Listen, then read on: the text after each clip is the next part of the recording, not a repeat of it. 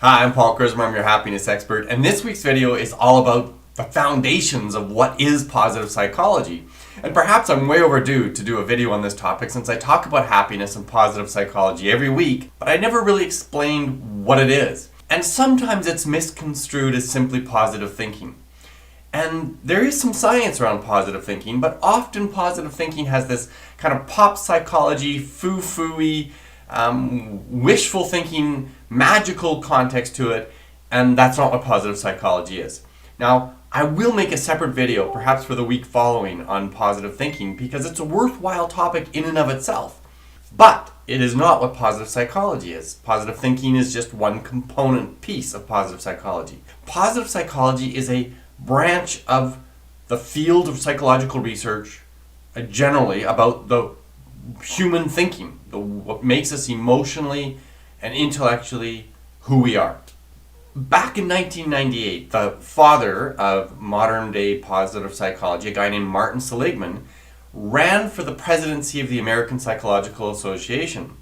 And in so doing, in his acceptance speech when he won the role, he said, "We have a problem in our field. We study nothing but negative mental health pathology. We study depression and anxiety and all the personality disorders and all these kinds of things. We focus on the negative stuff almost exclusively." In fact, he said that we study 17 times more negative pathology than we look into what makes people thrive, what makes people flourish. And so he put a challenge out to his colleagues in the Psychology Association. He said, how can we do more to have ordinary people not just be okay, but do very well, to be happy, be successful, to be accomplished, to have tremendous sense of beauty and joy in their lives. And that's what positive psychology became. And so this video is going to talk a little bit more about the foundations of what this field of science is all about and how you can lean into some of that learning yourself. So stay tuned.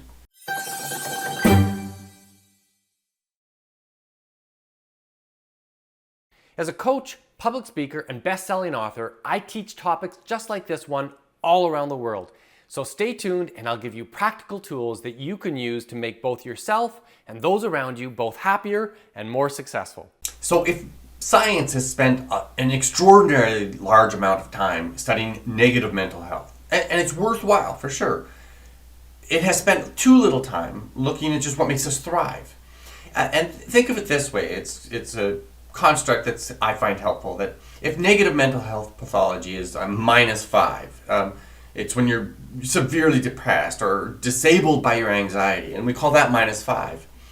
And we study a lot about that. And the science is great. It helps people move away from that -5 place of fetal position in bed, unable to do anything, and bumps them up a scale to maybe -3 or -2. And at that point they say, success, we did it, people are happy, or at least no longer pathologically unhappy. And that is very, very valuable for a segment of the population for sure.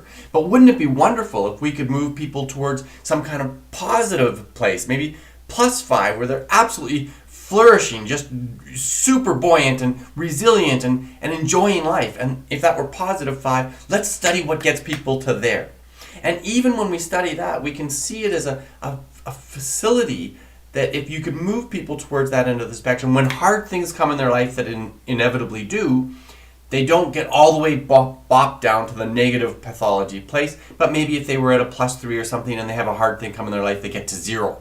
And they're not disabled by negative mental health pathology. So positive psychology is in essence the study of what gets us towards that +5 end of the spectrum where we're absolutely flourishing. And there were people who came before Martin Seligman who kind of coined and fathered the idea of a positive psychology subfield within the broader field of psychology.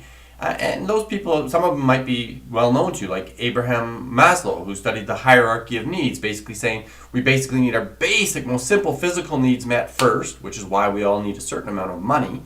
And then we have more important transcendent needs that go above that. And he studied this idea that there's this ascendancy of higher psychological needs that we all want to strive to achieve.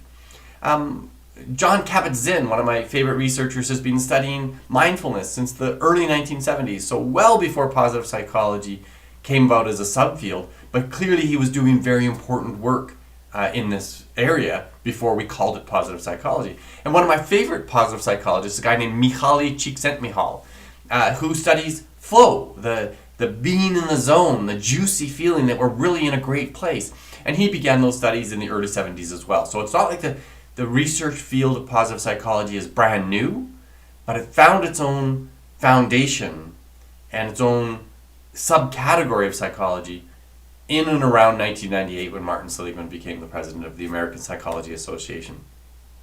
And positive psychology has some kind of fundamental facets to it, including positive thinking, which in and of itself is not what positive psychology is, but it includes things like gratitude, forgiveness, mindfulness, and character strengths and virtues, so that the qualities we take on as an individual that are the ones that make us feel most good about ourselves and contribute broadly to the world at large.